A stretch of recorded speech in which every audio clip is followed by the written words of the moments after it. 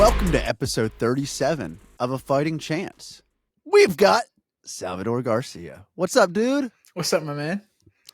Very excited. This is a great episode to do. We've had another episode in the past year that was as fun to do as this one because that was when Izzy got knocked out by Alex Pereira. Yeah. The first, that first fight in about a year ago. Was that a year ago? That was in August 2022. So a little over a year ago. Yeah. All right. Well, that was a good day. That was a really good day. Very good day.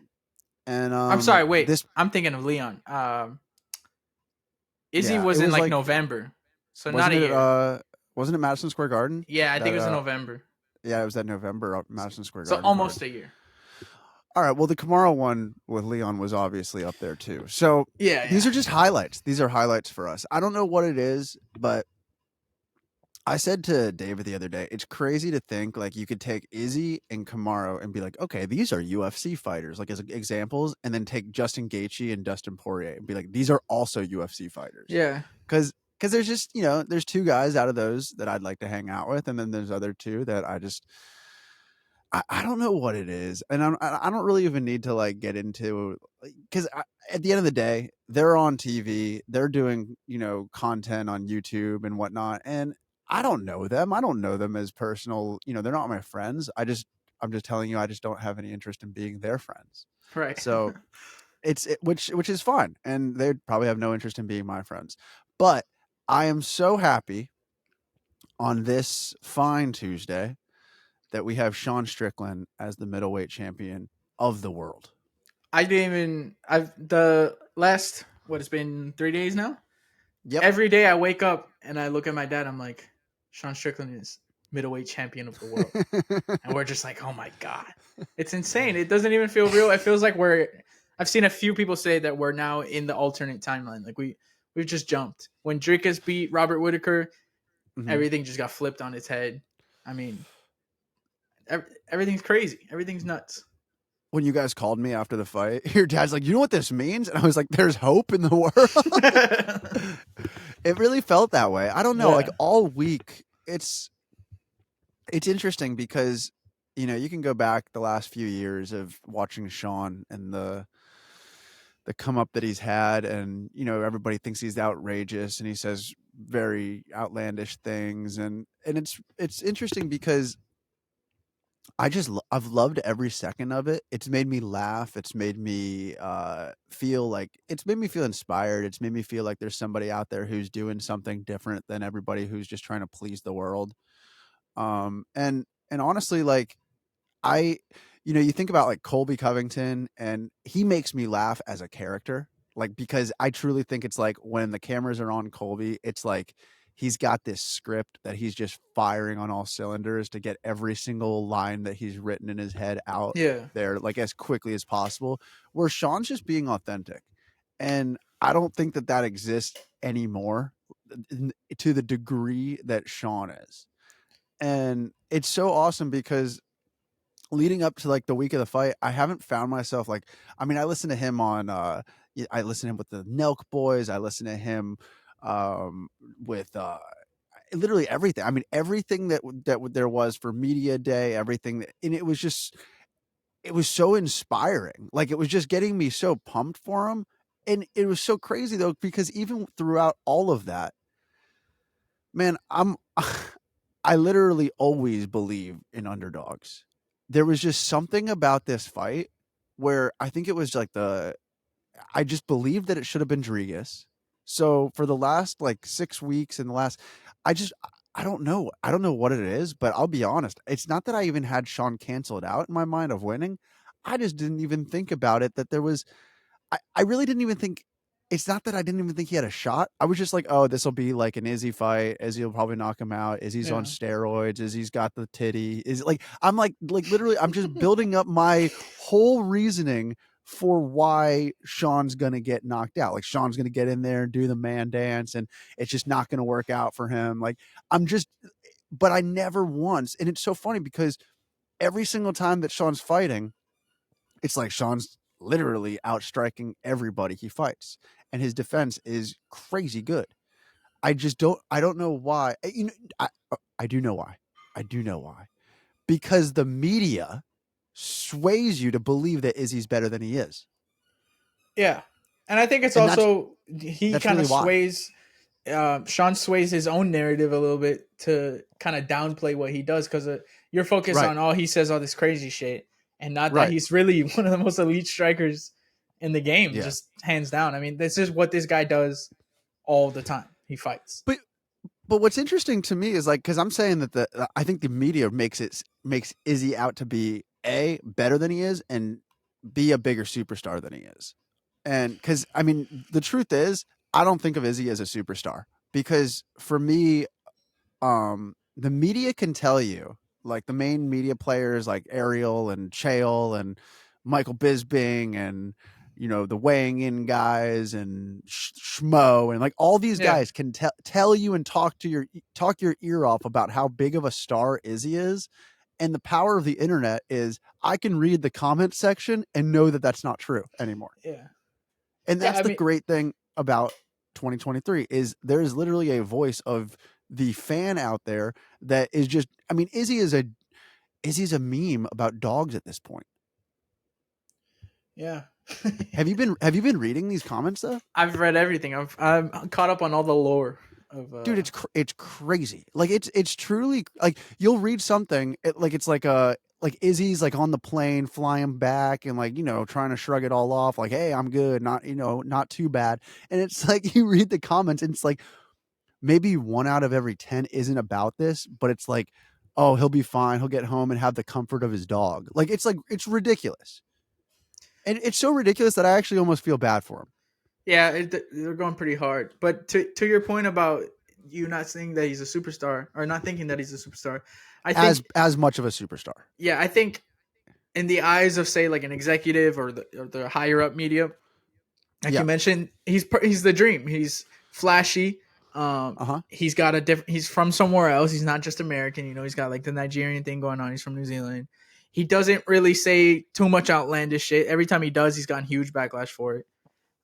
So he's just kind of like the perfect company man kind of thing. And then in comes this guy who's like the complete opposite of that and just says what he wants. And he is a massive star at this point. I mean, I saw a comparison of Sean O'Malley's Octagon interview, who's also someone who's kind of like, you know, he fits the bill of the what we want as a superstar. He's not super Yeah. unconventional. Right. Uh, and he pulled in, I think, like double the number. Sean's interview got like 2 million views or something crazy like that. Really? Yeah, and I think that's what makes a big star is that they don't fit into any of that. They're very authentically themselves.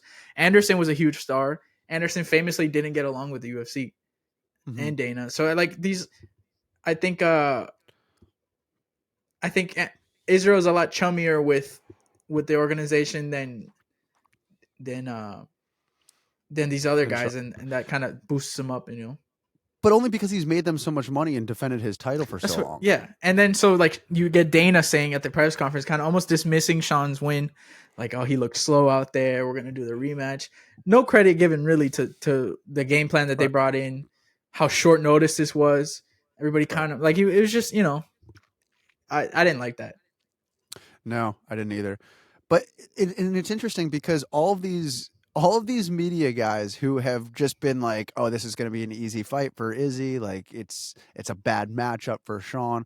All of these guys right now, a few days removed from the fight, it's so funny because now you got Chael talking about his stories back in the day training with Sean, and Yeah. Bisping talking about training with Sean, and about how this guy has been a freak athlete and a freak spar basically since day one. They're saying he's And got power now. yeah, well, just Sean like always hit hard. I mean, Chael was talking about how he met Sean when he was like 21, and he was already had a 17-0 record when he was 21, and he was like, "What is this guy serious?" But then he trained with him, and he's like, "Oh, I think he's Dude, that's serious." 100% a lie too.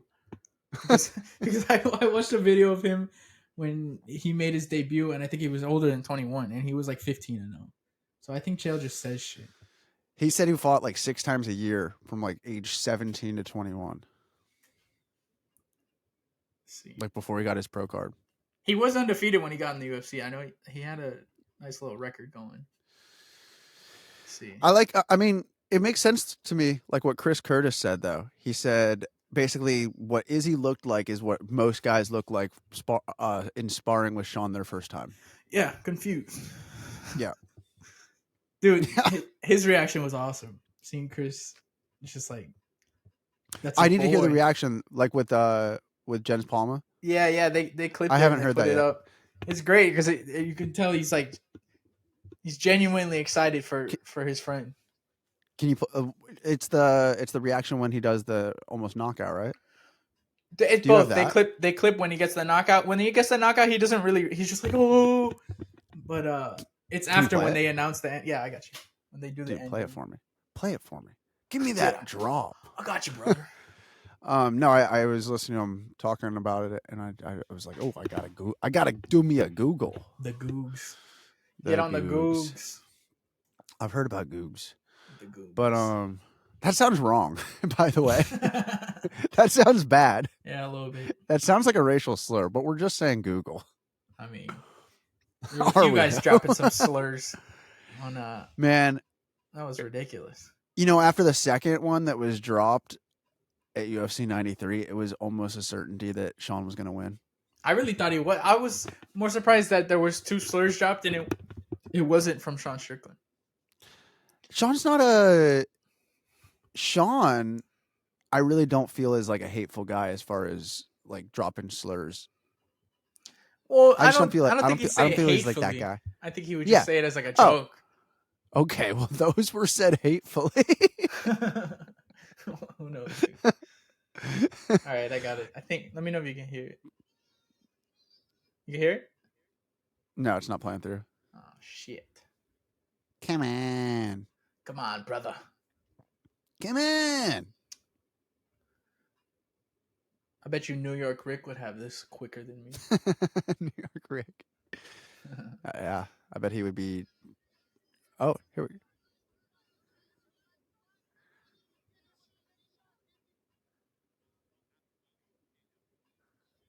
That's like some weird edit of it for some reason. Yeah, what was It's like that? music in the background. Yeah, it made it very emotional. Jesus. Do you have the actual clip? Everybody likes that song apparently, and they just keep putting it. All right. Well, I mean, All right, I'll check it later. I'll check it yeah. out later. I'll put a real clip in so you guys can see it. But Well, cool. Well, shout out to Chris Curtis. Shout He's a out. good man. and I hope he gets to come back soon. I know Ian Gary fucked up his rib. Another reason I don't like Ian Gary. But Chris Curtis was supposed to be fighting next weekend against Anthony Hernandez, which would have been a banger. And Ian Gary had to go and break his freaking rib. So He's like, I'll Ian take out Gary. everyone. Yeah, come on, bro. He's not even in your weight class. Calm down. Calm down. Well, Michelle Pereira's going up to 185. I heard that. Yeah, recently. he's fighting Marc-Andre Barriault, I think is how you say it. The Canadian that should guy. be good.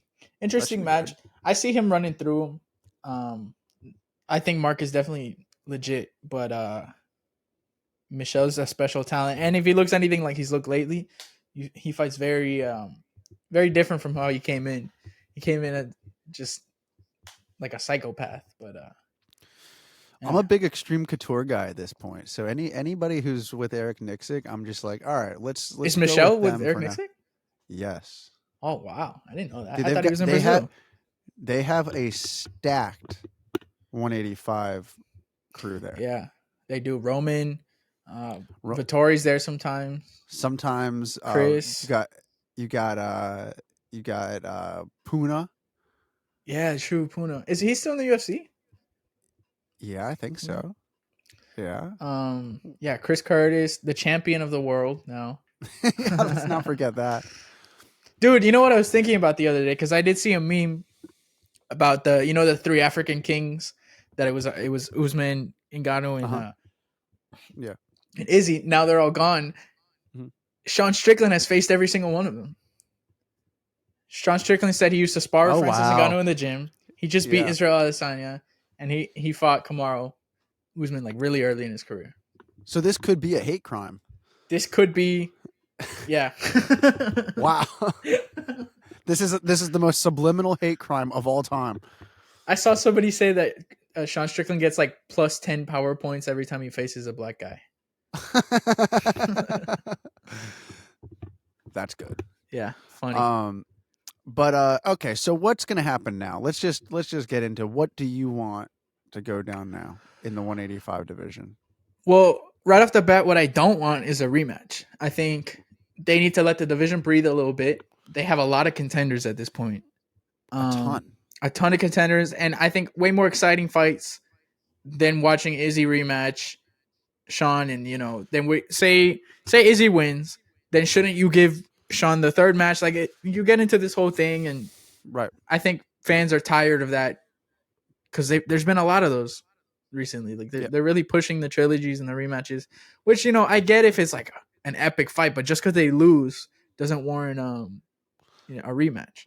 So go for it. Aljamain is so much more warranted of a rematch for getting clipped in round 2 than Izzy getting dominated for 5 rounds. No hate to Sean because I think he did his thing. He looked great. It was an earlier stoppage. You know what I mean? Like you give him 10, 15 more seconds. It's a champion, high stakes fight. He had 2 quick cuts. Like, Mark Goddard would have stopped the same fight, like stopped Izzy's fight in that first round when Sean got him, if it was the same fight. Yeah. Yeah, so I don't know. I just off of that alone, I don't want to see that next. If you want to give him a title shot, maybe after he gets a win or something like that, or after you let Sean fight a couple people, maybe the belt changes hands a couple times, and then you want to get Adesanya in there fresh. But say Hamzat comes in and wipes out Sean Strickland, and then then you can try Izzy, see how that works. I don't think right off the bat you should go with it. So I think that they should do. Give me specifics. Give me specifics. Match everybody up for me in at the top 7 185. I think you do Sean Strickland versus Jared Cannonier, and nice. December might be too early, but I know both guys like to fight. So maybe early next year. Mm-hmm. Then on that undercard, you do, not on that undercard. Somewhere along the line, you do Dricus versus Adesanya, not for the belt. Yes. Not for the belt. Dricus missed out on a shot for the belt. Yes. And I don't think many people are interested in watching him fight for the belt now. But we're interested still. We're still interested, though, in the Dricus Adesanya story. Exactly. For sure. That storyline is still there. There's still heat. So let it happen. Yes. Put it on a nice card. Like, put it on pay-per-view. Put it co-main. Put it on UFC 300. Yeah. He wants to fight on it. He's not going to fight on it for a belt now. So he was already saying he'd go co-main for Volkanovski. So put him there. He fights Dricus. And then winner of Jared versus Sean fights winner of Hamzat versus Costa. Nice. And there you go. You got your middleweights figured out. Let me see if there's any problems with it. Who are you missing? Where does Derek Brunson fit into all of this? Okay, wait. I do need to know who Robert Whittaker is going to fight. Okay. Because Robert Whittaker is still up there. So with Whittaker, I think you give him some more time because he just came off that knockout. I don't think he's fighting anytime soon. Mm-hmm. So that buys a little more time. I think you do him against either the loser of Sean versus Jared or the loser of Costa versus Hamzat. So whoever one of those is. I'm going to give a different... Okay, I really like everything that you said. I'm just going to give a change up. Right. Here you go. You ready? Hit me with it. Dricus versus Sean for the belt. Right away. Yes, because Dricus has earned that, in my opinion. Jared can fight the winner of Hamzat Paulo Costa. Robert Whittaker is E3. I like that. I don't think they'd go with it just off of if Hamzat wins against Costa and it's convincing, he's getting the next shot. They will not put him in knowing how hard it is to get him in a fight. Yeah. I think they'll jump him right into a title shot. And that's not I don't think that's the case if Costa beats Hamzat. I think there's one too many guys here. Yeah, there's too many guys that are too high level. And Rob being in there is really fucking everything up. And so it really is. That's I mean, it's the most exciting the division's been in a minute. Because Izzy's had that reign over it for a while. Mm-hmm. Oh man, I'm getting hit with the burps. But who can just cut down to 170 out of these guys? out of Dude, that, Chris the cream of Curtis is crop. talking about going down. Yeah, he used to fight at 70. Yeah. What was the guy's name? Ray Cooper. I think he fought. That was the last guy that he fought at 70. I think because he got knocked Ray out. Cooper. Yeah, Ray Cooper Chris the third. Chris Curtis was in the PFL for like a little bit before he came to the UFC. That Ray Cooper guy's good. He is very. I got to see him live. Actually, I got to see him fight Rory McDonald. Nice. And he beat Rory's ass, unfortunately. Yeah. Dude, he's got I power. heard there's rumors of UFC coming back to Orlando. I did, and I saw what the fight was, and apparently that's not legit because they're saying Josh Emmett and Max Holloway, which is just crazy. They would not book that. Why that's would they not do that? That's not a fight that the UFC would book. That's how I know that's not real. There's no reason to watch that. If anything, you do him in Topuria if he's gonna stay at 45. But that's not. There's no way that's the fight that they're throwing him back into. Another cut that quickly? I don't think so. And at this point, what does beating Josh Emmett do? Yeah, maybe 2 fights ago, I get it. But at this point, like 2 guys that, or sorry, at least one guy that Max Holloway beat this guy pretty convincingly. Right. I don't know. The only thing is another fight with Yair. That one's a fun one. I don't know. Yeah. Again, I don't know what it does for Max. Anything. For anything, really. Yeah. I don't, because even if Yair beats Max, it's like, okay, but you got whooped by Volk, so yeah, Max just needs to wait to see what happens with Ilya and Alex. I think it should just go up. I don't see the point to keep cutting at 45 if you're gonna have to like scramble to get a shot. And test it out at 55, see how you feel. He's a lot older now than he was when he first went to 55. He's more. You grow into your body a little more. I don't know. There's fights that you can make. How do you think he'd do at 155 though? It's hard. I don't think he'd break into like the top 5 at 155. It's hard to guess, because like he's my favorite fighter, so you want to be like, yeah, he can go in there, but I don't want to overestimate him. Yeah. But at the same time, you can't underestimate him because every time he's gone out there, he's really shown how high level he is, with the exception of like the third Volk fight. Yeah, but he gets hit. He gets hit. That's the thing. So it's like he has looked a little more like he's not getting hit as much the last 2 fights. He's looked a little better at that. But at the same time, you're gonna get hit at some point. It's a fight. Yeah, and he's gonna get hit much harder. Yeah, so it's kind of like pick your battle. Do you want to keep cutting or do you want to go face stronger guys? Right now, off the top of my head, thinking about fights you can make for him at 55, maybe like Beneil Dariush or Beneil Dariush. It's a weird division to throw him into because it's so stacked already. Yeah. So I think you have to start with maybe a Beneil, maybe even lower than that, to kind of test him out. I don't know, man. It's a tough spot, but I definitely don't think he's fighting Josh Emmett. That's for sure. Okay. Do you think he could fight? Let's say Ilya loses, right?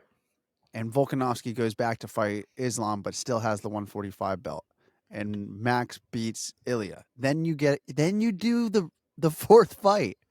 I mean, he did say that he wants to be undeniable, I think was the word. Yes. And I guess that would be pretty undeniable. There's no one else.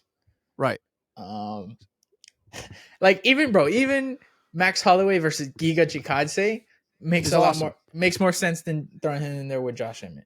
That's exactly what I said. Not a fight I want to watch though, or not a fight that I think Giga can even touch right now.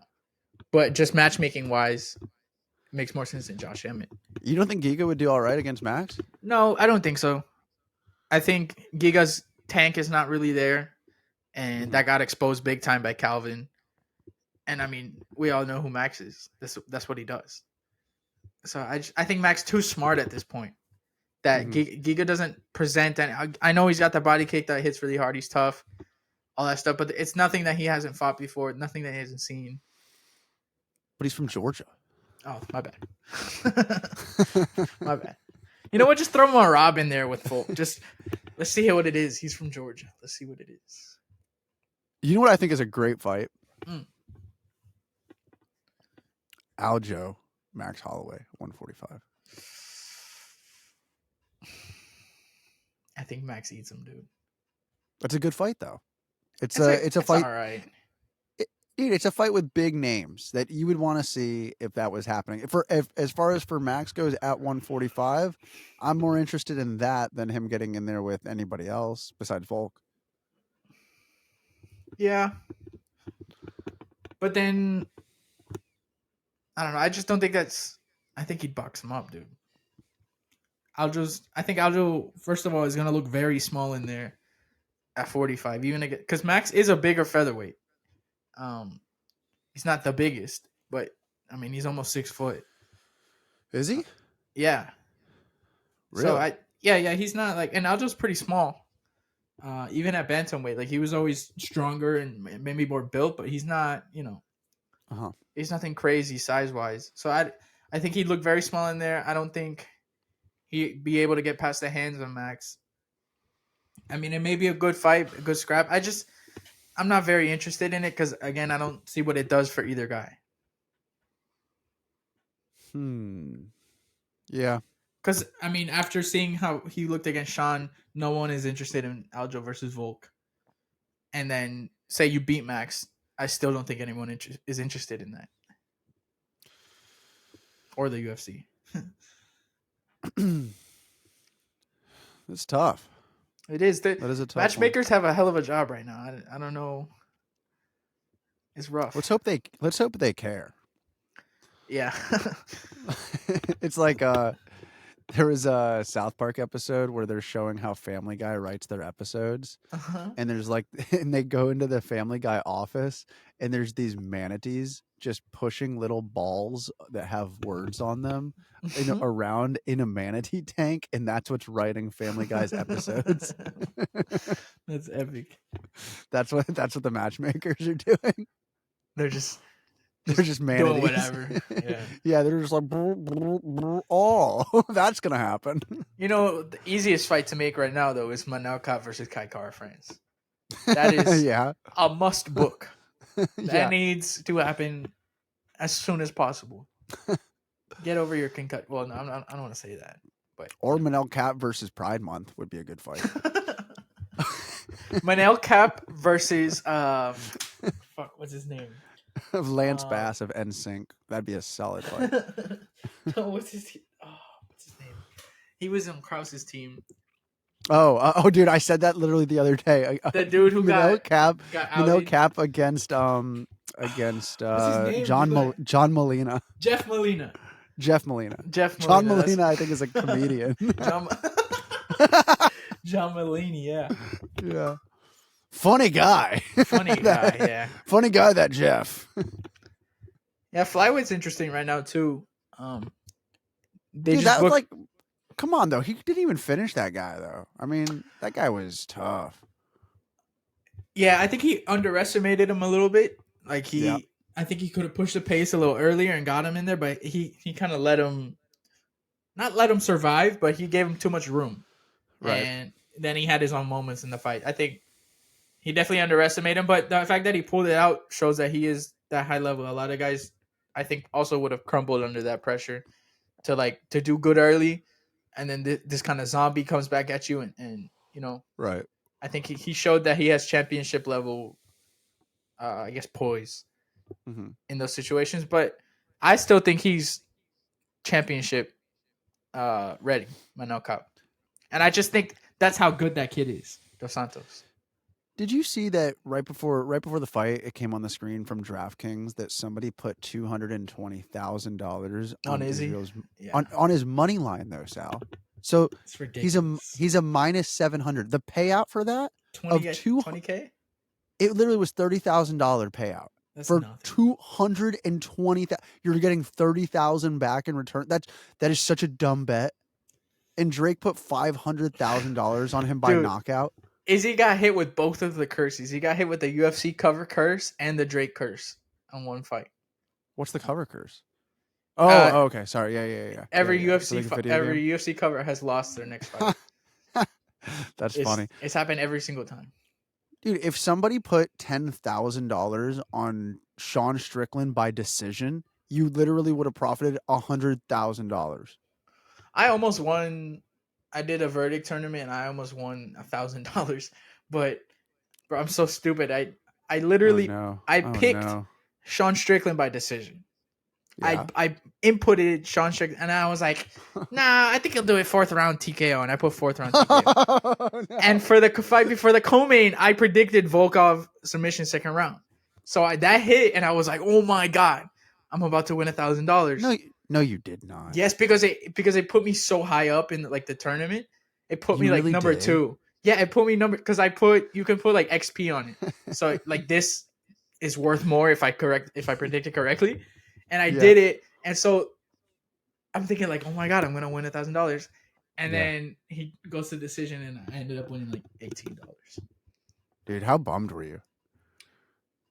It helped that he had just won that fight and it was so awesome.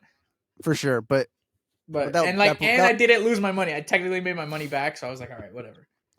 I almost because I had actually made a decent amount on my betting account that day, and right before the fight, I was like, "Oh heck yeah, I'm gonna put a good amount on Sean." And then I was like, you know what? I know what'll happen. He'll lose, and then I'll end No up just getting. way. I was like, I'll just end up getting pissed and like end up blowing all my money. So literally, I'm sitting there and the fight's about to start, and I was like, everybody's predicting this to end in under 4.5 rounds. So I was like, I'll just take the under 4.5 instead. So I did that and I put my phone down and I'm like sitting there and he drops them and I'm just like, oh man. Cause dude, literally, like I probably would have put like $100 on him to like, and literally would have cashed like won 500, which would have been amazing. Like truly an That's amazing for the moment for me. over for under 4.5 No. If I would have put 100 on Sean, I would have won 500. for to just to win. Yes. Dude, I wonder what the money line on Sean by decision was. It was a plus 1,000. Plus 1,000. So 100 would have won you $1,000. Oh, that doesn't seem like that much. Really? It is 10 times your money. It's pretty good on one fight. I'm greedy, bro. That doesn't seem like a lot. Nah, dude, I want to put $1 and make 40 grand. That's what I want to do. I mean, that was me for the France card when I did that parlay. That was But not pretty legendary. not 40 grand, but dude, and I almost I did the same thing for this card. I was like, oh, I'll just, pick who I want to win. And if it wasn't for Tai Tuivasa and Jack Jenkins breaking his arm, it would have happened. Oh, that sucked, man. And Yeah. I did not like how this dude was like celebrating and all that. There's fights where like, say you check it like you check a leg kick and you break their leg or something like that. That is something you did. You initiated the check. You did what you're supposed to do. Here, right. I mean, you're going for a throw, and he just happened to put his arm out kind of weird, and that shit, it's like, I just thought celebrating was a little cheap, especially considering you were holding him for the whole round. Like you weren't trying to engage. You were just trying to, I just thought it was pretty lame on Chepe's part. I'm also a Jack Jenkins fan, so I was a little salty that he got hurt, but I'm sure he'll be back. He was in my parlay, so I was salty as well. It's okay. Dude, he's legit. I think he's top 10, top 15 material. Really? Yeah. He thinks he is too, so. Yeah. He's just very composed. He trains with Volk, which is a massive advantage. I mean, he breaks people's legs. Like, he's on multiple occasions broken people's legs. So he just breaks his own arm. Not too soon, bro. Too soon. But it's karma for breaking people's legs. Yeah, I guess, right? It had to come back somehow. Yeah. Well, speaking of you hitting that massive parlay with Paris, we haven't done blind dog bets in a little bit. And we don't have any fights coming up. Yes, we do. Oh no, that's yes, it's this weekend. Yeah, it's the most untalked about UFC card in the history of UFC. I am pretty excited, and I don't know about you, bro. I think it's a pretty awesome card. If you want to drop some blind dog bets, Can I don't know. It's up to you. can I do picks and just pick like Sean Strickland from last weekend and We'll just we'll put post it in late and be like, "What the yeah, hell is this guy guy okay?" knows. Yeah, dude, give me some fights though, like because I don't even like I said, I didn't even know there was a card. Well, yeah, Is Valentina, who's considered one of the greatest of all time, fighting this weekend? I think so. She might be She really knows how to sell a fight. UFC 5 cover athlete, Yeah, but yeah. Give me lost her some of the last main fight. card. Give me some of the main card, and I'll give you who's gonna win. I feel like it's not right if we don't have The music. I don't have the music though. Oh, blind dog bitch. Oh, here we go. Oh, here we go. Oh, You hear it? nope.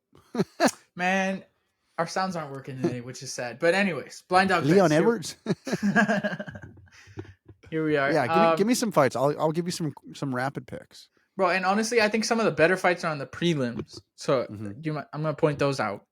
Okay. Just Tracy Cortez versus Jasmine Jazdavicius, a ranked fight. Easy, Who? Jasmine. Oh, controversial. Dude, I like Jasmine, man. I think she throws down. I like her. I like her energy. I think she gets in there to get people out of there. Yeah. And I So I'm think going every Jasmine. UFC fighter just has the hots for Tracy Cortez.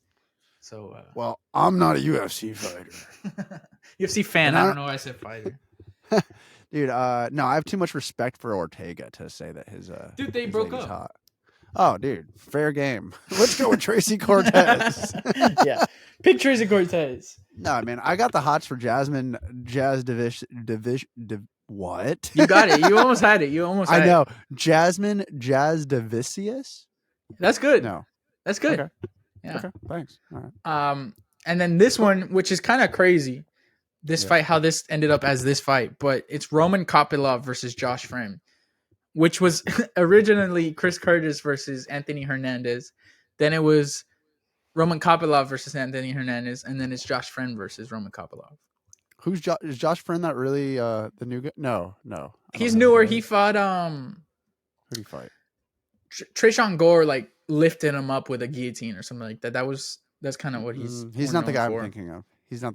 I'm gonna go with Roman Kopylov for that Yeah, one. I think it's kind of a throw up for Roman, honestly.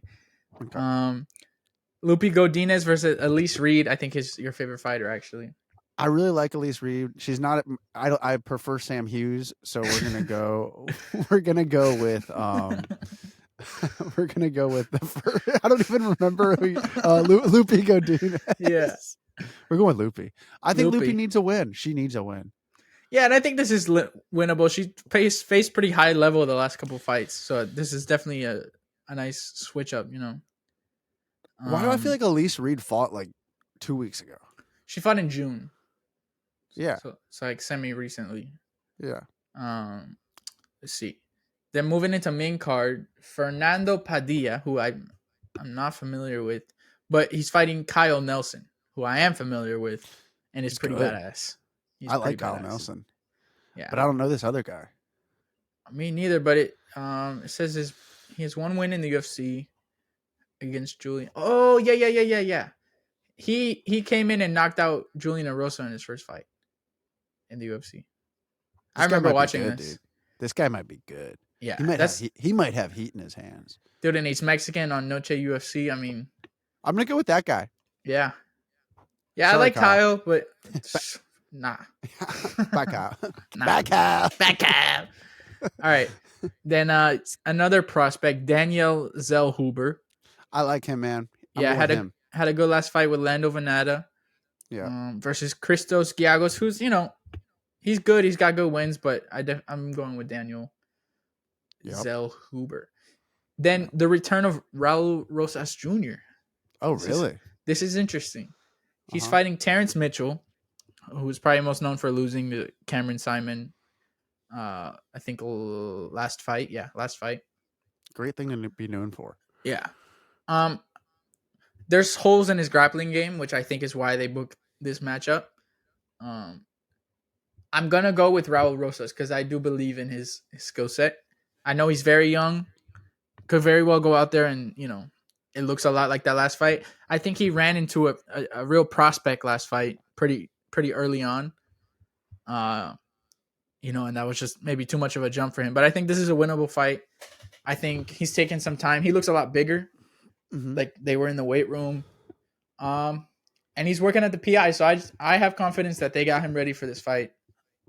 And why am I doing this? This is your segment. My bad. Raul Rosas. I just was like, why am I giving my pick? It's not even. Just took over. The whole time you were doing that, I was sitting here thinking that. And it was so fun for me. I'm like, damn, he's really taking this segment.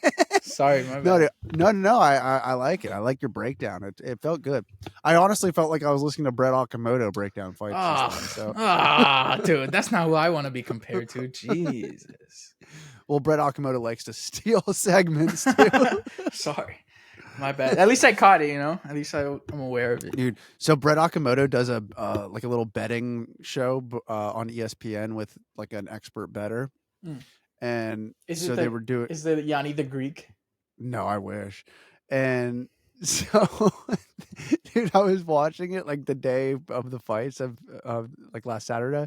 And they were talking about...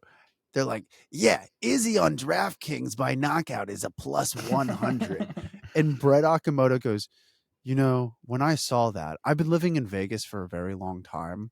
And when you see Izzy as a plus 100 by knockout against Sean Strickland, there's sometimes just bets that you see the value of, and you're just like, this is too good to be true. You should probably just take everything and put it on that. And he's like breaking it down.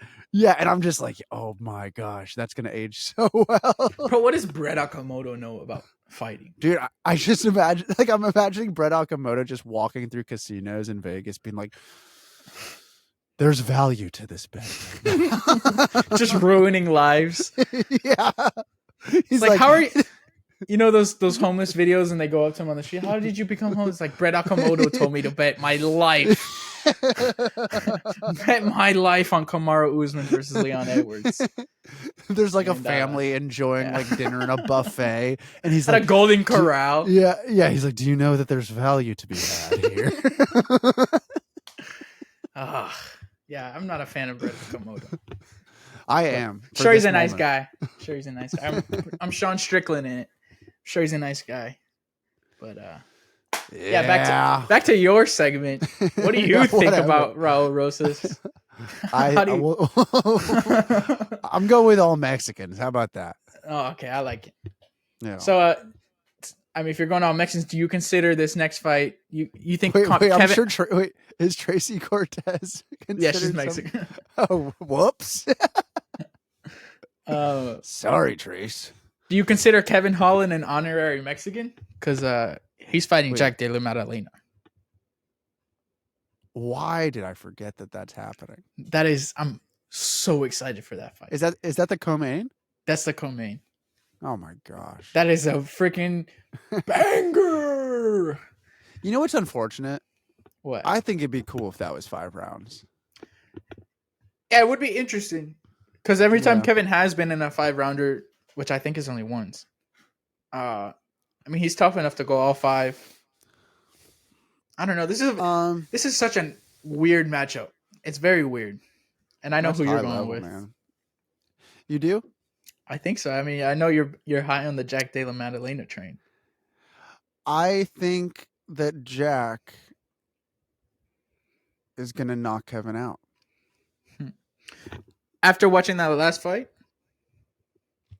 I think that guy was really good. Man. I think that guy was better than people think because he was just a name from the week. Like the Dos Santos syndrome. Yeah, I think that guy's really good. Dude. That guy trains at Team Elevation. He's like a lot of dudes spoke highly of him coming into it. Right. Man, honestly, whoever wins, I'll be happy. But I'm just excited that that's a fight that's booked. I didn't think it happened. But, I really like Kevin. I like Kevin a lot. I just He does clown a little too much. Jack to me. Okay, here, let me explain this. Oh shit, let's go. Do you know the way that like oh gosh, Johnny Depp he comes off as this. What? You know the way Johnny Depp comes off as this very very like mystique, like creepy, almost like I don't know if like I'm being seductive or about to Yeah. murder you kind of act. Right. Balance is a fine line. That's what Jack does. His personality wise, or like 100% his personality. Hmm. It's this guy because you can just tell there's this switch. I mean, the way Are you he talking about fights. the I mean, Joaquin Buckley clip? no, I'm just talking about any interview that I hear. When I hear his demeanor, I'm Huh. like, this is the kind of guy who you would love to be like. He'd be your best friend in the world. Yeah. But he's just got the way he has a very there's an innocence to the way he talks. Yeah. He just seems like a nice, pretty Yeah, calm guy. right. But he's violent in the cage. Yeah. So like for me, that's something I really enjoy because it's not this character act like Kevin Holland. He was like trying to put a show on, which I also am very entertained by. To me, the innocence of a Jack Della Maddalena for what he does to people is the intriguing factor. But what I keep thinking about with this matchups is how tough Kevin is. Like, I don't know if this goes 3 just off of that. Like, it's from what I've seen Jack Della get clipped more than I've seen Kevin Holland get clipped. So it's True. kind of like this. I don't know. He's actually the favorite, which is a little surprising. Who is? Kevin. At least on the UFC website, it might be different. I don't know. That makes sense. He's fought higher level talent. Yeah, and coming off that last fight, I'm sure some people are more down on Jack. Right. Which also could play a factor. Like he didn't like that last performance. He comes in and who knows, he wipes him out, in a round. You never know with the sport, but these guys could easily knock each other out. yeah, that's the thing. That's why I'm so torn on like who to pick, just because they both have the ability. It could be a double at knockout. a high level, or at the same time. Yeah, that would be awesome. It would. Didn't that happen? Was it with Matt Schnell or not Matt Schnell? Yeah, I think it was. Man, it wasn't Matt Schnell. It was the guy who won, Mike Trezano, I think, and somebody else. They got a double knockdown, but not knockout. Mm-hmm. But yeah. All right. Well, I'm going Jack. So far, let's recap it. We got Lupi Godinez. We've got Jazz Devicius. Yeah. We've got Roman Kopylov. Jack Della Maddalena, Roman Kopylov, Raul Rosas Jr., that new guy fighting against Kyle Nelson. Fernando Padilla. Yeah, we got that guy. Daniel Zellhuber. Yeah, and I'm going to go with Alexa Grasso. I like that pick. And Thank you. It doesn't seem like it's a common pick, honestly. There's a lot of people picking Valentina to regain her title, and I love Valentina, but I do too. I don't know. I think Alexa seems so ready for the moment, like how she's another to your point about Jack, like she's kind of calm and collected, but you can tell she's very confident about the work she puts in. Like, yeah, this shit will go in there and throw down for real. You won't freeze in the big lights. It's a layup for her. It's her card. Dude, that parlay would be a nice payday, though. I'm sure that would be a good one. Yeah, listen to Jared. Yeah, it's a good one. Not Yanni the Greek. Don't listen to that. If anything is going to hit, it's that parlay. Yeah. And you know what? Take them all as individual bets, too, because that's the thing about parlays. Sean Strickland can beat Israel Adesanya, so yeah, you never know what's going to happen. Bro. Yeah. Who knows? Dude, I cannot imagine the amount of money that Vegas made off of people betting on Izzy by knockout. Just ridiculous stuff this weekend. Like, yeah, it was probably insane. Oh, yeah. I mean, I'm still in shock. We've just been talking about it this whole time, and I can't believe how he beat him. It's just ridiculous. It makes everything in life just a little bit better. Right? I've been so happy this week. I get up, I'm like, Sean Strickland's world champion. Yeah. It's great. I Do you ever listen to the Anik and Florian podcast?